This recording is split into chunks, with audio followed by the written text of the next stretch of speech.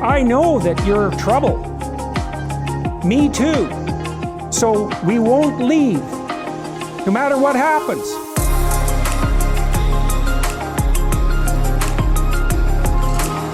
That's actually why people get married, you know, just so you know. Because this is built into marital vows. I'm not leaving, ever, no matter what. It's like, okay, well, that definitely puts a boundary around our arguments, right? Because I can't say every time you manifest one of your flaws, which you're likely to do just as often as me, well, enough of this. It's like, that's horrible, man. If your whole life is, well, every time you get out of line, I'm out of here. It's like, how the hell are you? First of all, you're not going to admit to ever doing anything wrong. Second, you're going to be on your, you're like a scared cat the entire relationship because, well, who knows, it could just come to an end at any moment. It's like, you know, people say, well, if the possibility of divorce is open, it makes you free. It's like, yeah, that's what you want. You want to be free, eh? Really? Really? So you can't predict anything. That's what you're after. It's a vow. And it says, look, I know that you're trouble. Me too. So we won't leave, no matter what happens. Well, that's a hell of a vow, but that's why it's a vow, right? That's why you take it in front of a bunch of people. That's why it's supposed to be a sacred act. It's like, what's the alternative? What's the alternative? Everything is mutable and changeable at any moment. Well, go ahead. You live your life like that and see what you're like when you're 50. Jesus, it's dismal. 2 or 3 divorces, your family's fragmented, you've got no continuity of narrative. And it's not good for the kids, not by any stretch of the imagination. And so it's a form of voluntary enslavement, I suppose, but it's also equivalent to the adoption of a responsibility. And there's more to it than that. If you can't run away, then you can solve your problems. Because it might be, okay, well, I'm stuck with you. So how about we fix things? Because the alternative is we're going to be in a boxing match for the next 40 years. That's the alternative.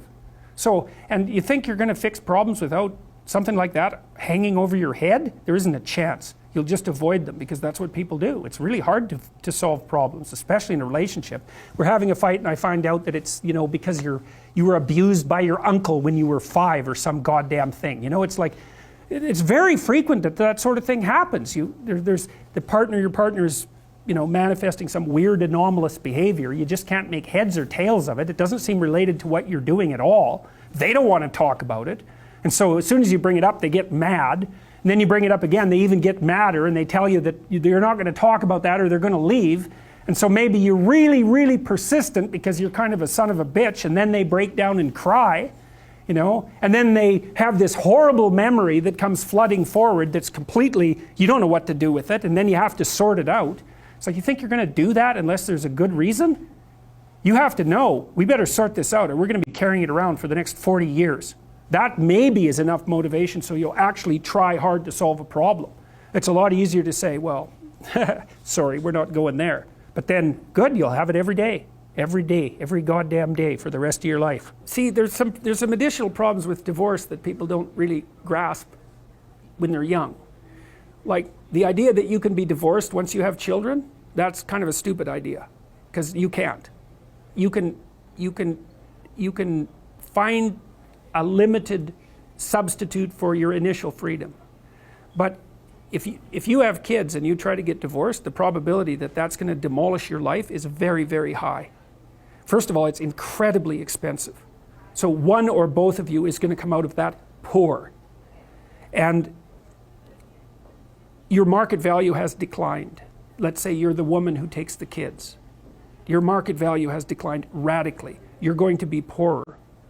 The man, he's just as screwed because he is now an indentured servant and there's no escape from it. So it's not so bad if you can negotiate a peaceful separation, and some people can, but lots of times if you have a terrible relationship, it's not like negotiating a peaceful separation is all that easy. But if you're at each other's throats, good luck to you. I think it's roughly equivalent to having non-fatal cancer. It is not pleasant. It's a 10-year process, 15-year process. It'll cost you $250,000, and it'll tear a big chunk out of your life. And also, it will really disrupt your relationship with your kids. And, you know, you bring kids into a step-parent family, they do not do as well. Step-parents are not as good parents as biological parents, and the data on that is clear. Now, obviously there are exceptions, because there are terrible biological parents and there are wonderful step-parents. But if you look in aggregate, it's not that easy to care for children. You need everything you can binding you to them.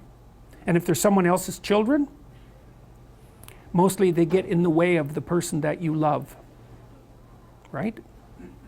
Well, if let's say you have a child, I'll be right out. Let's say you have a child and I want to go out with you. Every second you spend with that child is the second you don't spend with me. And there's going to be a price for that. I'm not going to be happy about that. And if I have a child, you're going to feel exactly the same way. You might say, well, no, I love children. It's like, yeah, sure you do. I doubt it. You might love your child. And you know, it's pretty specific the way that people love children. So, and the rate of abuse for kids in step-parent families is way higher than it is in biological families. There's not even any comparison.